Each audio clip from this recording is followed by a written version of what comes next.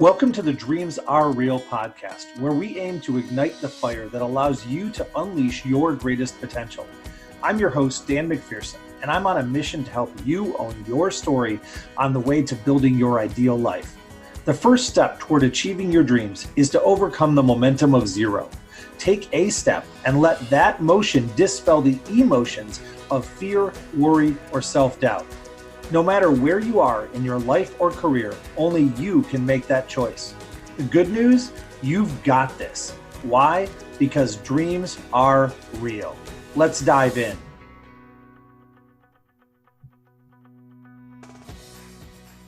Welcome to the Dreams Are Real podcast. I'm Dan McPherson, and I am here to share how you can find your dreams, and more importantly, to give others the chance to share how they have been pursuing theirs, what their dreams were as a kid, what they are now, how they've changed, what they've learned, and so much more. I look forward to our guest today, Sua Truong. He is an amazing guy. He is a top financial expert and a financial coach of the highest degree in Canada, also a friend of mine and a fellow traveler with Freedom Summit Global. Welcome, Sua. Glad to have you. Hey, I'm glad to be here. Very excited to be on your show. Thanks for the invitation, Dan. Absolutely, man. You were one of the first people I thought of, especially since the idea for the podcast really was birthed while we were together over in the land of Asia for Freedom Summit Global. Wow, didn't know that. So when we start, one of the first things that I like to ask every guest is, how do you respond when other people ask what you do? I just gave a nice, shiny summary, but how do you respond when people ask what you do? Well, I tell people, I do two things. I either help people find their hidden talents and skills and leverage that, or I find out the hidden real estate assets and leverage that. So which of those interests you? So it's talents and real estate assets. Yes. I like both of those. Well, I'll choose a little of column A and a little of column B. How long have you been a coach? I've been a coach on and off really for the last 8 years. And why I say on and off is that like yourself, going through this journey and going, do I have enough? You always have this insecurity about being a fake person and not giving you enough. You and I, we're analytical background, right? So it's like, I'm great at what I do. I'm successful at what I do, but is what I have enough to teach others? And that's always going to be the question that you have. Everybody else seems to have self-doubt, right? So, yeah, I think that's important to recognize, right? I've fought with that for all of my life, no matter what the level of success I had, always wondering, okay, well, I know this, but how does it translate? Yeah. It's like once you hit a certain level of success, and then it's like, another ceiling, terrific. Oh, great, I've hit another ceiling. Yeah, there are always more ceilings. That's one of the things I have learned, is that the older I get, the more I realize how little I know in the scope of things. But if you know more than the people that you're helping, and you've been down that path, you can help them out. You certainly can. And that's true. I think one of my business coach told me is this: you're not selfish by saying, "Is this enough?" That's a great question to ask yourself, right? But you're selfish if you keep what you know and take it with you when you're dead. That's being selfish. So it's right. Like, yeah, no, I think that's right. One of the things I talk about consistently is that leadership in whatever form is about people. People matter most. And if we keep everything to ourselves, you're right, we're selfish. We're not helping others. We're not supporting others. We're not inspiring others. And that's a lot of what we push forward. Now, speaking of inspiring, you are one of the people that I know that has a truly inspiring story from when you were younger. And the question that comes next is, what were your dreams when you were a kid? But I also need to understand, or help our audience understand, a little bit of where those dreams were formed. And if you could share maybe a little of your story from childhood that formed you, and maybe what you were dreaming about then, it'd be great. It's funny. I mean, the core part of it all is, when I was a kid, I've always dreamt to be one of those person who programs games for kids to play. And why is that? I'm going, what does that have to do with anything? And it's like, well, you know, when I see people around playing games and being entertained and it seemed to make an impact in their life. And I guess that's what boils down to is I like making a difference in other people's lives. And that probably is because of the upbringing in my background, you know, being a Vietnamese. We come from very humble beginnings. And I guess it starts with that, right? You want to make impact in the world because you come from nowhere, from nothing. And yet, I mean, if you look me up, you see my story that we're one of the original boat people that fled Vietnam, end up in a refugee camp in Thailand, and then out of nowhere, we got sponsored by some Christian family that don't know us from a hole in the ground to give us a second chance at starting ahead in a life again, right, in Canada, and I guess that's impacted me a lot, and I want to be able to give back to the world, right? That's an amazing story, and I can see where that would inspire you to give back to the world. Share a little more about that, if you would. What did it feel like? You have these dreams of creating games, and now here you are on a boat, and then here you are at a camp. What did that feel like? What went through your head? I don't think it was that, you know, during the refugee time, you know, we didn't have much to think about anything else other than survival mode, right? But when we came to Canada and you're growing up, I think that there's probably more to life, because how did we survive, and how did we escape from the Thai pirates? How did we got here in one piece, and we still got arms, limbs, and everything, right? And I guess to me is I also, you know, when I was a kid growing up in school, and so why am I here for? You know, I'm sure everybody, and especially even you, Ray, at one part of your life, you're all gonna ask why I'm here for. Is there a reason why I'm here? Right? Is it just to exist? I mean, that doesn't make sense. For me to just exist, it doesn't make sense, right? So I'm here for a purpose, and to me, I want to find a purpose and why we got together with Freedom Summit, because it was aligned with what I had in mind, that eventually in life, I want to be associated with a group of people, maybe 50 people. You know, we gather, we go around the world, and we have some sort of impact.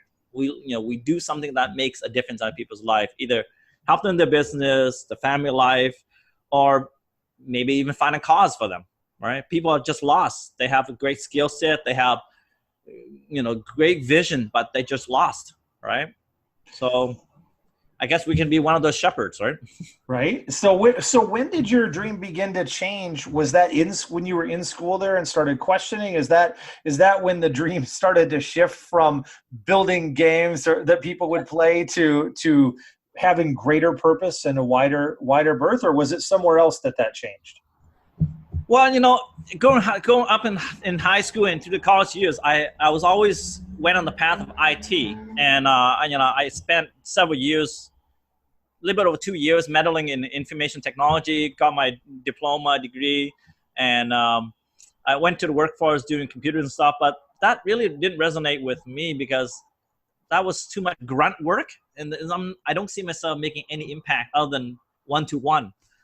And over the years, you know, I've taken a lot of personal development courses and coaches, and I started to realize that being a salary employee is not going to make a huge difference in anybody's life. And that's when I, you know, went into entrepreneurship, right? I pretty much, since out of college, I went straight to entrepreneur. Only have one job in my 48 years of my life, right? So what I gotta say is there's probably a reason why. Right? So what were your beginnings as an entrepreneur? What were the first entrepreneurial things you did, whenever they were in your life? It was really employing other kids and other people around me, and I was doing things that I didn't know how to do, like painting, for example. You know, I learned how to paint houses, but I was not a good painter, so I hired people who knew how to paint. So don't have you paint our house. Got it. I know how to estimate how much it costs, right? That's my analytical mind, right? Right. And I can figure how much it's going to cost to me to pay somebody to help me paint, and the difference is what I make, right? And that affected 2 crews. So I eventually hired 2 crews of painters, right? Was it 9 of them at the time, right? So 5 and 4 on my team. So that's 10 of us together doing some work. Wow. right? And that was through my How long college did you years. do that for? I did that for about 2 years, and I figured, this is not really what I had in mind either.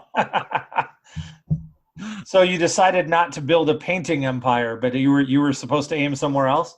Yeah, and I look at other small businesses, other multi-level marketing companies, and look at this, look at that. But at the end of the day, it's like you're still not in control of that, especially MLMs, right? You're not in control of anything really. It's a numbers game. It's really not having that kind of impact that I wanted to have.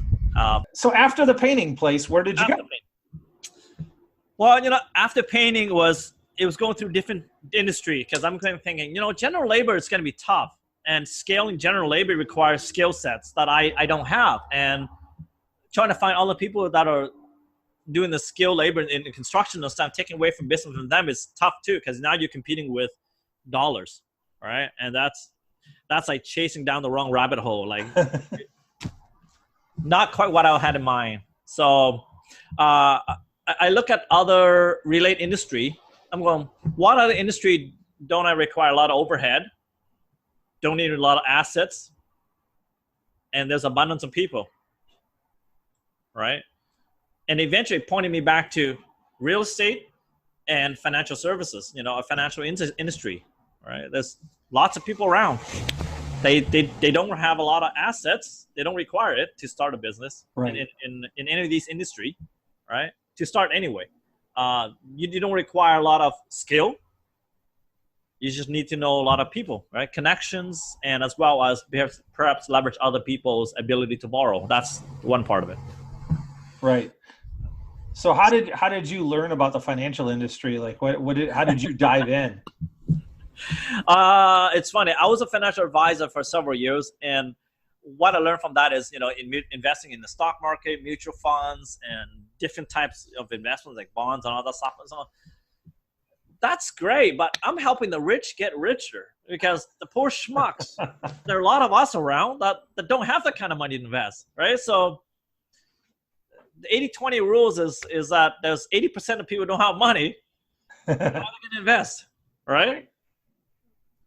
I look at that and say, well, that's not really what I had in mind. I'd rather help the 80% rather than helping the 20% get richer. Right? So when I got struck with the idea where, back in that day, I think, Kiyosaki and all those guys who do real estate ventures, and I was like, wow, this is interesting. I want to get a piece of that action, right? Yep. They're talking about double-digit returns and all that. So and that's how I got involved. I invested some of my money in joint venture.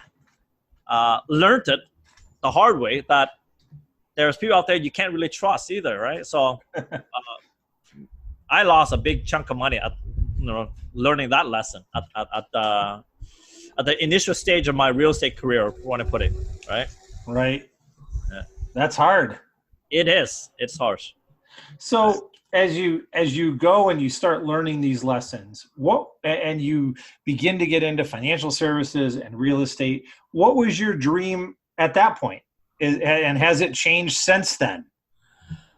The dream of that point is like playing Monopoly game. Right? You want to win all the houses on the block, so you can build up a nice, I guess, what do we call that? A tycoon, right? Being a real estate tycoon. But I realized that really quickly that it takes a lot of money to do that kind of stuff. It's not a game, right? So to be able to get a lot of money, you need two things. You either have a lot of money to start with, or know a lot of people have a lot of money. Right. So I figure the first one I don't have that option, so I go with step number 2. So find out a lot of people, connect with a lot of people to find out how we can do things together and get a small piece of the cut instead of a big piece of big part of the pie, right? How did you connect with them? That's through my involvement in real estate networks, and eventually I got tasked to take over the real estate network itself, right? At the time it was ran by a realtor couple, and they've been doing it for about 3-4 years, and I was involved with them for at the end of that 1 year. So when they're about to leave, they say, hey, you know, we're going to oversee, this club is a growing club. Would you want to take it over? I'm going, sure. Absolutely, right? Absolutely. So right? if someone in the audience, maybe they're just getting into real estate, maybe instead of and they don't have all the money, so they're the 80, not the 20. Yeah. Maybe they're at the I just passed go collected $200 phase. That's the spot they're at. Yeah. What are a couple of steps that in pursuing their dream would be good first steps for them? Well, I mean, first of all, if you have the income, that's one of the things that you need to buy real estate, of course, right? And there are people who have a lot of real estate already that they tap out their income, means they can't leverage their income anymore. However, you may not have a property, you may not have a lot of debt, and you may not have the ability, the capital to purchase that property. But because you don't have any of that doesn't mean you can't play in the game either. You can, right? You can use your income and help somebody else qualify to purchase them an 8, 9, 10 property. And you get a piece of the pie, right? It may not be the biggest piece, but your income is not being used usefully right now anyway, right? So your income is worth something, I call it, right? That's your skin in the game. In real estate, we call it, what are you putting into this to make it work, right? Right. So a good first step is figuring out what amount of your income you can divert toward it, and then recognizing you don't have to do it all on your own, but connecting to a network where you can leverage to get a little piece to build it into bigger pieces. That's right. And along the way, you know what you gain from that is not just the profit, right? But you also gain the knowledge, and now you have a great connection, right? You learn to trust people that way because your skin is in the game, their skin is in the game.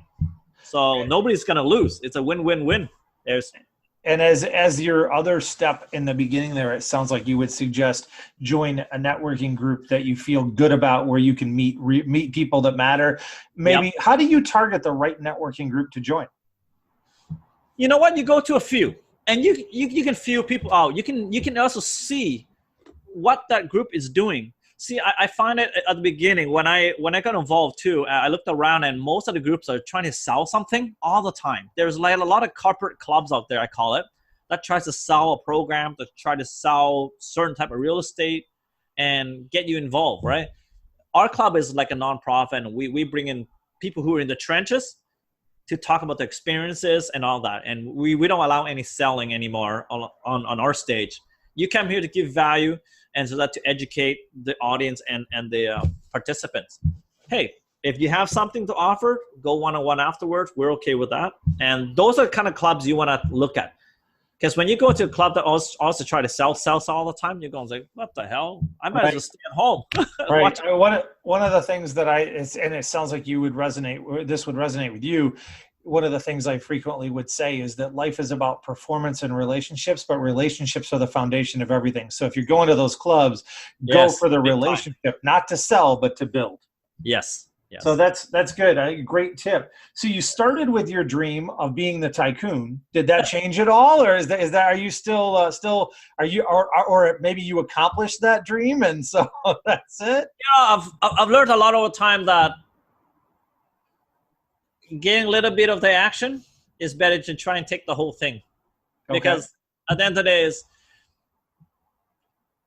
we have a limited amount of time, limited amount of hours in a day. And for me to look at so many properties, for me to take care of, manage all types of investment, I don't have that kind of time, especially working my finance business, working my coaching business, and doing training and coaching calls. I got no time to deal with the real estate side. So, and all the great speaker always tells you, right? Don't try to do everything on your own. Do a little bit and have somebody else manage the rest.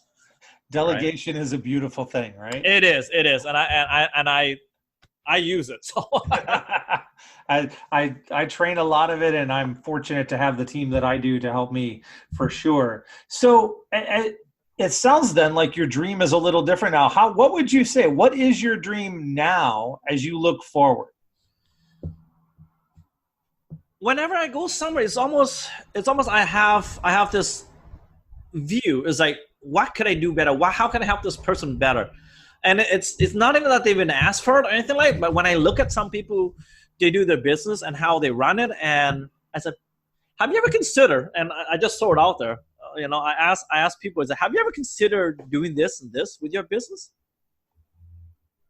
And they would think about it. No, I haven't. I said, interesting. You think make more money if you did it that way, or spend more time with your family if you did it that way, right? And it's not that I go there with the intention of, hey, I'm going to sell on a program or I'm selling something of my coaching business. I just do it because I don't know what it is part of me. I want to help, and even the simplest suggestion or simplest question to get them to thinking, maybe proactively doing things differently rather than doing the same thing over and over again. Right? Nice. So it sounds like your dream is to help people by inspiring them to take steps that move them toward their goals. Yes. And or else maybe inspire them to do something bigger and better rather than just maintaining status quo. Because, right. People like you, yourself and I, right? We have so much to give. And status quo for me was just do my financing. Don't teach other brokers what I know. Because if I do that, I'll create competitors, right? Right. Yep. So pushing people toward more, I like to talk about that as removing the self-imposed barriers, for sure. So is running a company different than you thought it would be? When we're kids, we look at it and go, running a company is going to be really cool, probably really easy too. Is it a little different than you thought? Yeah. I mean, there was one stage I was hiring people and I had 8 people in my team, and eventually now I'm down to like 3 that I've kept.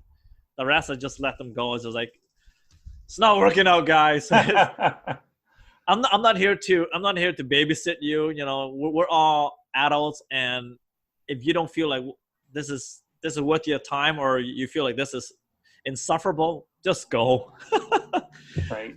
I like to inspire people, but I'm not a good manager. And that's the one thing about running a company. You got to have managers who manage people. I don't like to manage people. I prefer leadership, lead by example. But the sad thing is that most people don't follow leaders. Most people would want to be managed. All right. So it frustrates you looking for that person maybe that makes the trains run on time. Yeah. I get that for sure. As you think about defining moments, I talk about them in many cases as inflection points.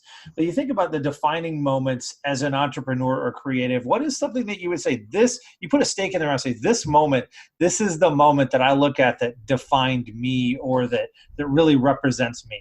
Well, there's always several defining moments in your life.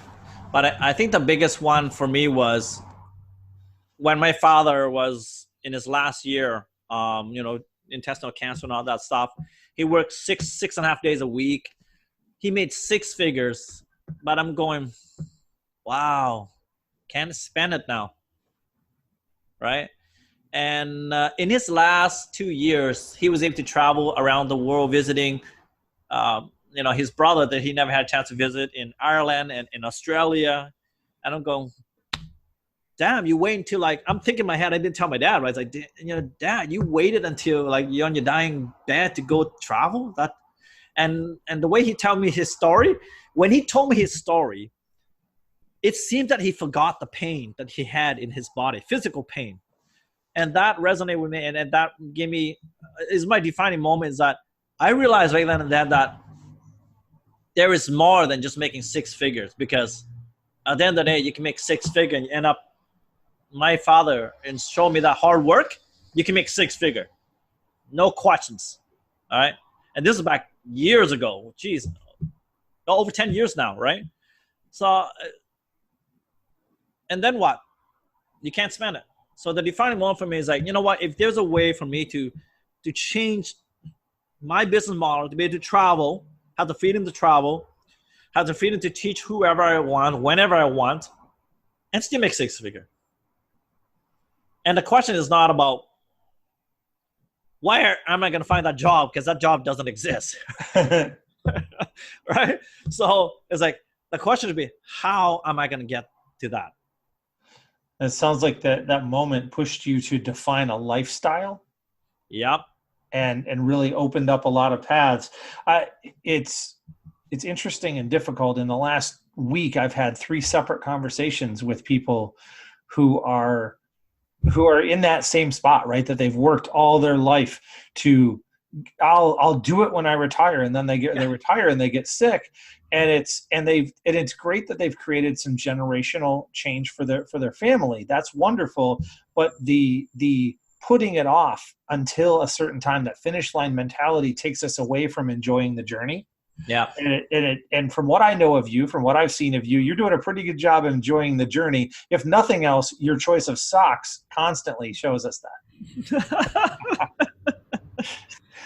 Yeah, I got my shrimp socks on today. You got your which socks on? Shrimp. Your shrimp socks. That's right. So for those who are listening, I'll post it on Instagram later. Yeah, we'll post it on Instagram. Sua does a great job of highlighting silly socks and just having fun, but also traveling the world, creating a lifestyle, and helping people. All of those in one place. And I love that you said that you realized it didn't exist and you had to go create it. And it isn't just about work. It's also about vision and relationships and connection. Yep. And that's how we created.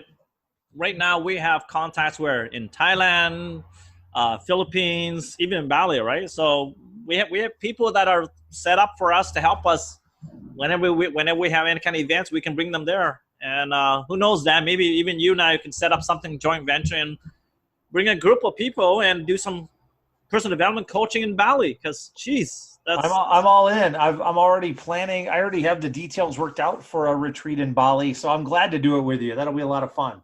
That will be awesome. That'll be awesome. So actually, if you're listening and you think that's a good idea and you're interested, let us know. Jump into the Dreams Are Real group, which is where we talk about all the things involving this podcast, and put the comments in this episode and tell us that you're interested, and we'll reach out. We'll keep you on the list and let you know more as we get to planning that. So that's beautiful. Life can be beautiful. Just have to create it and plan it and make it happen. Yeah, we can make it happen. And there are a lot worse places to do a retreat than Bali. That's for sure. It was amazing. The black sand beaches and the weather. It was fantastic for sure. Speaking of dreams being real, that was a pretty solid moment. We talked about a defining moment. Now let's take the flip side and ask, what's the biggest risk that you've ever had to take? And from as an entrepreneur, and how did it turn out? Oh, geez. There's always risk. I don't know about the biggest risk, but there's always big risk to me. I deal with big numbers, so a big risk to me is putting 6 figures down, and as I cross my fingers, like, geez, I hope this is gonna work out the way that I envisioned it, right? Right. You know what? Pareto rules 80-20. 80% of the time it works out. There's 20% of the time it doesn't work out. So what? You either learn something and you make some money, right? Right. You either win or you learn, right? Yeah. And sometimes learning can be a little bit painful. Risk. What I hear you saying is that risk is just a part of being an entrepreneur. So almost every part of it is a big risk in its own way. Yeah. I mean, changing from industry. Oh my God, I went from IT, I spent my entire growing up in IT, abandoning that and going to financial services. It's like, are you crazy? And the answer was yes. All right. Yeah, I can say it was, man. What would you say is the biggest lesson that you've learned along the way? Actually, one of the biggest, I'll tell you, is this. When I left one of the big banks, working after a decade there, because, watching my senior regional sales manager got laid off after 35 years, I was like, wow. It was like shock, right? It's like, wow, okay, no loyalty there. I'm not sticking around any longer. I took my severance, volunteer severance, and I invested into a restaurant business. Oh, my. Yeah, I know. Everybody tells you, do not ever get into restaurant business. And I just did the one thing that everybody tells me not to do. It was like, you got to be stupid or crazy, or both. So I took out my entire severance, bought the restaurant business, and it was going down under, right? That was a huge risk. I don't know how to cook. I did eggs, bacon and eggs. That's all I knew. So, I don't know how much of a risk is that. But what I learned is this: because spending a decade almost at the bank, and most of my clientels were restaurant and cafe owners. And over the years, I hear a lot of stories. I hear a lot of good, a lot of bads. And I thought, after hearing all this stuff on a regular basis, I got it tuned into me how to run a successful restaurant business. So let's give it a chance. All right. What I learned is that after 5.5 years of it, I still don't know how to cook. I know how to find good cooks, thank God. And you know what? Learn how to fire people quick too. And that's always been the toughest part of me, is like firing people is tough. All right. I don't know how to be mean to people. But I was like, I don't know what to say to you, but you can't cook and I need a cook. Yeah, that's a difficult lesson to learn. It's one that we spend a lot of time helping people through, for sure. But that's good lesson though, right? We in retail, we used to say we want to take our markdowns early. If we want to be right, but if we were wrong, man, we want to get that product out of the store. And the same thing is true if we were wrong about the people. Yes. So we want to give everyone every chance that we can, but not at a risk to the business. And yes. The biggest thing I find when we talk about people and having to let people go is, in most cases, they've selected themselves out. It's not that they can't, it's that they won't. And when they won't, then we need to not let them. Yeah. I think that was a lesson, Dan, that I learned over the years, is that be kind to people and let them go, because it's what they say, it's like put the animal out of their misery rather than let them suffer. Well, I think it's a little bit like self-care. One of the things that when I train self-care with people, that one of the key lessons we talk about is that everyone thinks that it is being selfless to not take care of ourselves and to focus on taking care of others. But it's actually being selfish, because if we aren't in a good spot, we won't be able to help others. I think this is the same thing, that when you have someone that's working for you that's not doing well and they're suffering, to allow them to continue is really selfish on our part, rather than helping to do the right thing, not only for the business, but for that person. Yep. So we've got the lesson, we've got the risk, we've got all these moments. What is something that you wish you'd known before you started? All of it.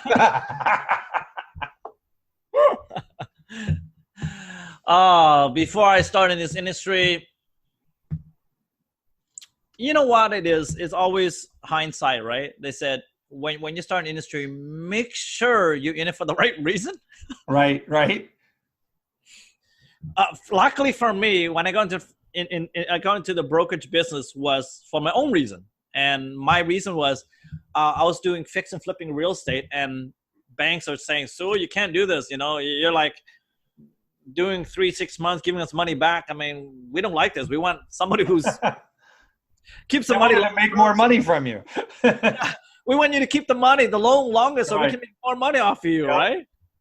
I was doing 11th property at the time, and then the 12th one's coming up. So I was like, well, this is gonna suck more, because the last time was painful enough, right? So I need to learn how this whole thing works.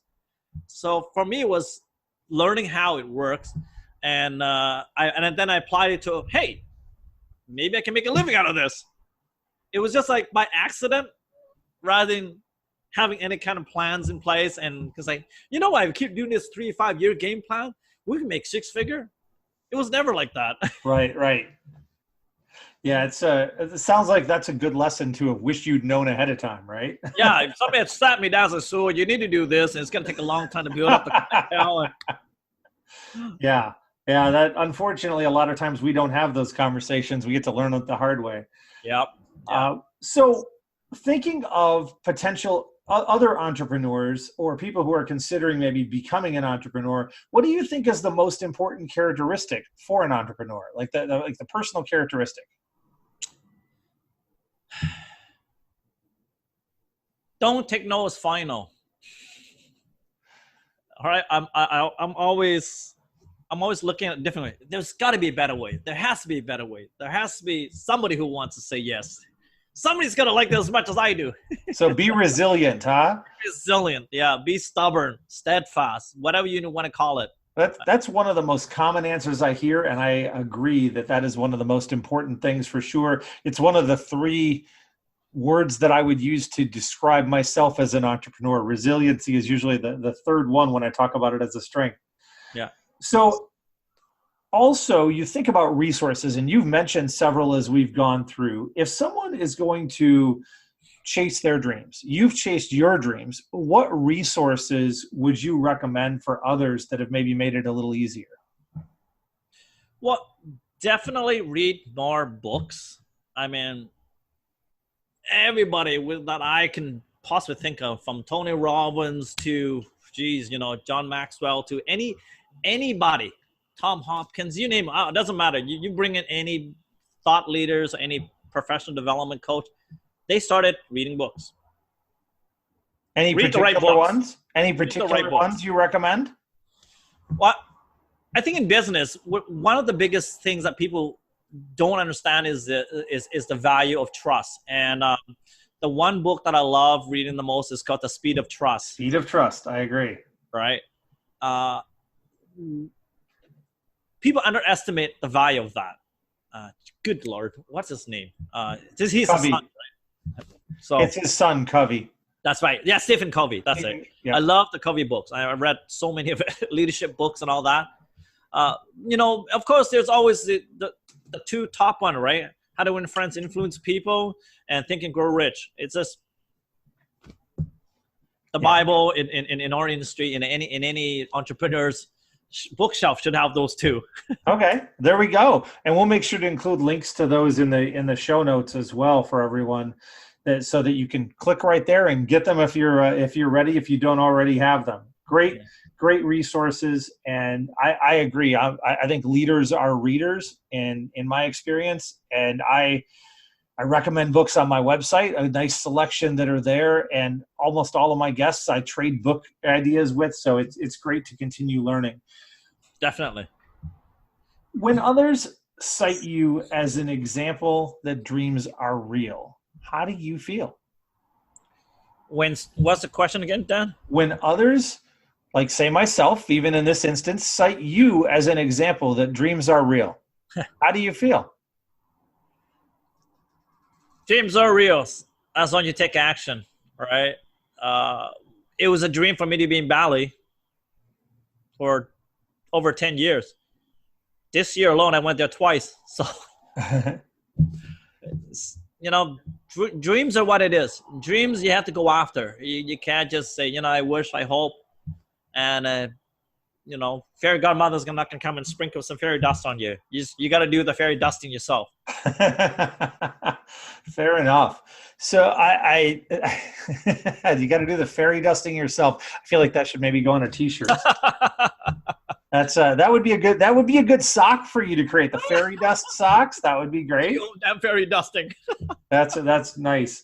So I think we've given a lot of really good content, and I appreciate your feedback there. I want to move now into what we call the Fortunate Five. These are the 5 questions that we ask everyone that are a little bit dream related and experience and excitement related, but not necessarily just on your journey. They're more looking forward or considering what you've done that's been fun. So the first one is, what's the most exciting or adventurous thing that you've ever done? Oh, geez. If riding the ATV through mud in Bali full throttle wasn't exciting enough, I think the most horrific, terrifying thing I've ever done in my whole entire life was facing my fear of heights by jumping out of an airplane. Wow. It was tandem, but I'm telling you, it goes way back when my childhood. I was in grade 2, and I got thrown off the swing at a really high height, and I woke up. A nurse was over me, so I guess I must have went from the swing set into the infirmary room or somewhere it was. All right. But from that day onward, I was frightfully afraid of heights. I couldn't even go on a sun deck, even here looking down. I was terrified. So I couldn't even go on the sun deck when my friends have barbecues on there. I said, no, I'm inside. I'm fine. I'm watching this TV. I'm watching this movie. I'm okay here. Oh, that was a strong fear. It was very, very strong. And it's funny because you never think that it will affect your life in all types of your life, but it did. And I didn't realize that until afterwards, right? And my personal development coach went through all the visualization, helped me see myself jumping from airplane. Like I'm just sitting on the ground, it's like visualizing. I'm sweating buckets. Wow. So eventually, guys are guys, right? So I had this conversation with my best buddy at the time, and he called my manhood, and it's like, don't do that to God, especially me. If nothing else, ego was going to make you do it. Right? Oh yeah. So we said, okay, I'm going to jump, and we went jump. I'm telling you, after the first 2-3 millisecond, I thought I was going to die. Going up was bad enough, and I was telling people, the fear of going up was so bad that I felt, the stainless steel bucket seat they make you sit in as the plane goes up. Yep. I felt my fingernails were like Wolverine claws and digging to stainless steel. But then when you jumped, it was okay? I felt like I was Superman. It was amazing. And when you landed, was your fear gone? Gone. I felt something got cut. Like you can literally, physically feel it. That is amazing. And you weren't looking up at a nurse that time, so that helps. It wasn't, thank God. That's good, man. I think between that and going full throttle, full out in Bali was probably about the second most exciting thing I ever did in my life. I had the honor of doing that with you, and that was a lot of fun. Even when the ATV flipped over on me. I flipped twice. Twice. Thank you for that. Yes, I'm sure our listeners will get a good laugh out of that. We'll have to post some video. We have video of this. Yeah. So maybe we'll put that up in the Dreams Are Real group. Maybe we'll post some of that video as a comment to this episode. Yep. So life is it, man. That's good. So second question, what's something that you wish you were good at but aren't yet? I watch people dance, either ballroom dance or hip hop. I said, I'm so mesmerized. And I said, that'll be on my list. I got to learn how to do that. I wish I was good at that. Because I love music, all genre. The ones that can dance to anyway, heavy metal like full out, I can't dance to that. I don't know how to. Well, I know we have a few listeners who are dance coaches, so we'll get you hooked up with that. We'll make it happen. What's the best meal or food experience you've ever had? Now, I know you like good food, even if you like durian fruit, which I do not understand. Speaking of another video there is, but oh man, what is the best meal or food experience you've had? I like seafood in general. Seafood as in, if I see food, I eat. Yeah, I relate. But I must say, the atmosphere on when we were in Bali and eating just in paradise, and it's just normal. I mean, it wasn't anything special. It was just on the beach, and we get the seafood that's barbecue, just regular barbecue, that Bali sauce, and nothing special. But I guess it's because the atmosphere is so surreal. Watching the sunset go down, and you with all these happy people. They're not smoking anything either. I think I know where you were talking about, and it's an amazing thing. In fact, that experience is one of the things that made me add to this question, not just best meal, but food experience, because the experience changes every big time. Yeah, I agree. Shrimp. Right. Right. Yeah. Question 4. What is your dream travel destination? Now, you've done Bali, but where's next? Where's somewhere that you haven't been that you want to go other than Mars? Well, there's a South America spot I like to go to. I think South America. Where was it? In Peru, I believe. Way up high in the mountain. That's going to be a crazy climb up there. Do you jump off the mountain when you get up there? No, I don't think so. I don't think they let you. You're not gonna glide. You're not gonna take like a hang glider or a wingsuit down. I think I'm gonna have to do a few test pilots of that with somebody else. All right. But I think Machu Picchu was what they call it. Oh yeah, I've never been, but it looks amazing. Yeah, and of course, the last destination I'll put on the book somewhere is Maldives. Right? Everybody wants to go there. Maldives, yeah. That looks stunning in every single picture you've ever seen of it, for sure. Great places. So the last question of our Fortunate Five, what do you hope or believe will be the most exciting invention of the next 30 years? Whew. And, you know, nothing excites me more than getting any internal organs, anything replaced. Like, that'll be so amazing. I mean, I think science is coming close. So being able to replicate internal organs so that, you know, some people made some terrible mistakes in the early life with bad habits. Can have a second chance at living the next 40, 50 years instead of, you know, choking off and dying at 50, right? So in the next 30 years, which organ do you think will be first? Which one are you most excited that you think will happen? I'm pretty healthy, so I don't drink, I don't smoke, so I don't have any of those issues, but I really like to eat a lot. So, I mean, teeth replacement, like full teeth, not just fake. Right. There we go. That would be unreal. I wasn't thinking about that, but I'm on board. That sounds like a beautiful thing.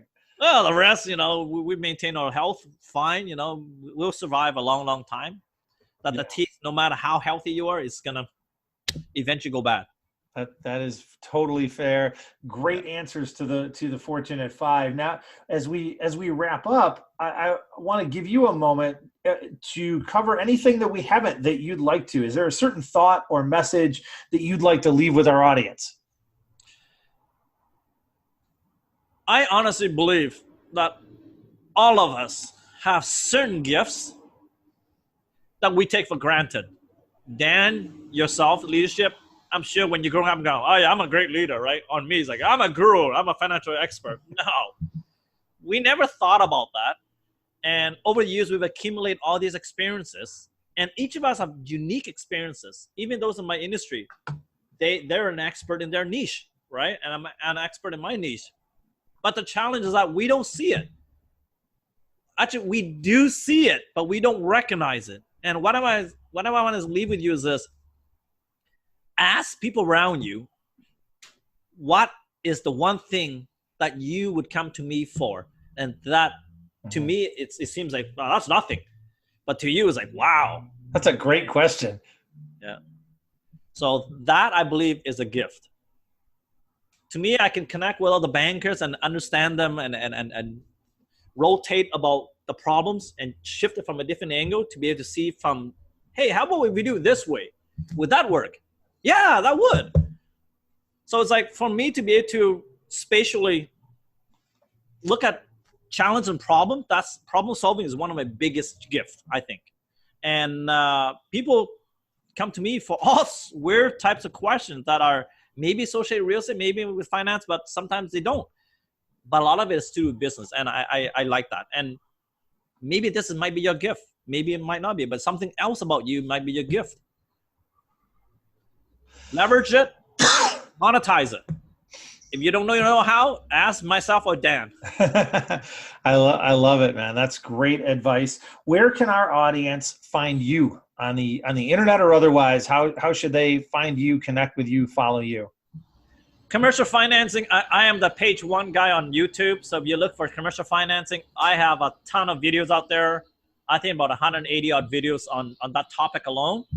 And you can search for me on Instagram. I like to post daily entrepreneur stuff, maybe relate to my industry, and sometimes it's just straight business entrepreneur mindset on Instagram. And what I want to do is create ambassadors, and that is what I have. It's called Creating Ambassadors on Instagram. So look for Creating Ambassadors on Instagram. Yep. What is it under on YouTube? Just look for commercial financing, and I'm like at the top dog. You can see my photos everywhere there. All right, fair enough. And we'll put the links in the show notes as well. Yeah. I love that. I'm so excited that you've been able to join us. It's been great having you here, man. Thank you so much. It's been fun. It's been fun, Dan. Look forward to seeing how it goes in the future ones with you. All right, I appreciate it. Thank you so much. Thank you for joining us on the Dreams Are Real podcast. If anything we've said has inspired you to dream bigger, live more boldly, or move closer to your ideal life, please reach out and let us know. And also be sure to share this episode with a friend. We would be honored if you would like, subscribe, or leave a review for our show on your favorite podcasting platform. And for more discussion of this episode and all things related to the Dreams Are Real podcast, and to receive your free download of Dan's Defining Your North Star training, please join our Dreams Are Real community on Facebook.